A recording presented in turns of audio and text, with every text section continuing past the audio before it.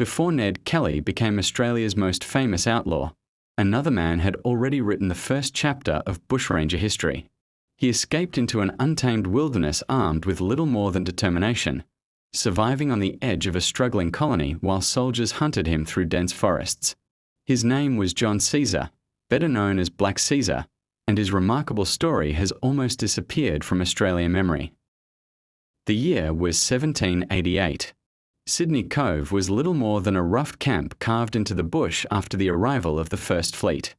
Hunger was constant, supplies were scarce, and the surrounding forests seemed endless and mysterious. Among the hundreds of convicts sent halfway around the world was John Caesar, an unusually tall, powerfully built man of African heritage who had been convicted of theft in England. Few could have imagined that he would become Australia's first notorious bushranger. John Caesar had been born in the Americas before making his way to England, where poverty eventually led him into crime.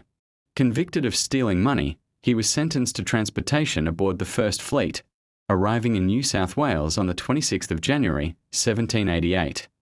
Life in the infant colony was harsh beyond imagination.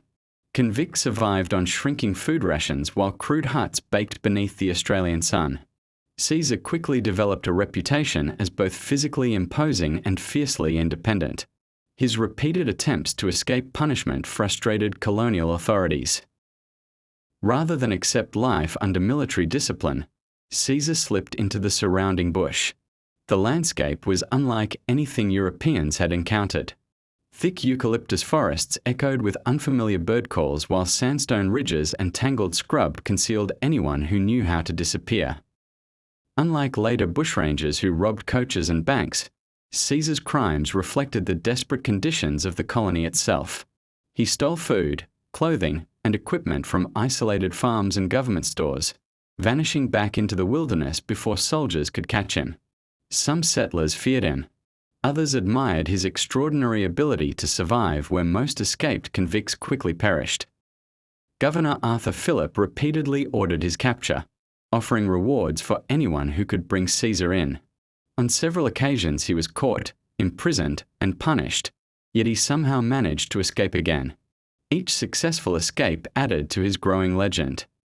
By 1796, the colony had expanded beyond Sydney Cove, and Caesar's raids became more frequent.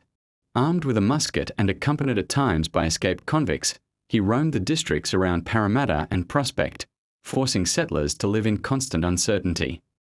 The hunt finally came to an end in February 1796. A settler named John Vimbo alerted authorities after spotting Caesar near Prospect. A military search party led by Sergeant Thomas Rose tracked him through the bush. When confronted, Caesar refused to surrender. Gunfire shattered the silence of the forest. Smoke drifted between the gum trees as Caesar fell, ending the life of Australia's first bushranger at only around 30 years of age. His body was carried back to Sydney as proof that the colony's most elusive outlaw had finally been defeated. Yet his story quickly faded beneath the legends of later bushrangers whose exploits captured the public imagination. Today, few Australians recognise the name Black Caesar, yet historians acknowledge John Caesar as the country's first bushranger. His life reveals just how fragile the early colony really was, where hunger, isolation, and desperation blurred the line between survival and crime. Around Prospect and Western Sydney, the landscapes where he once hid have largely disappeared beneath suburbs, but his remarkable story still marks the beginning of Australia's long bushranger tradition. Long before the legends of Kelly and Hall, one determined convict vanished into the Australian bush and created a new kind of outlaw.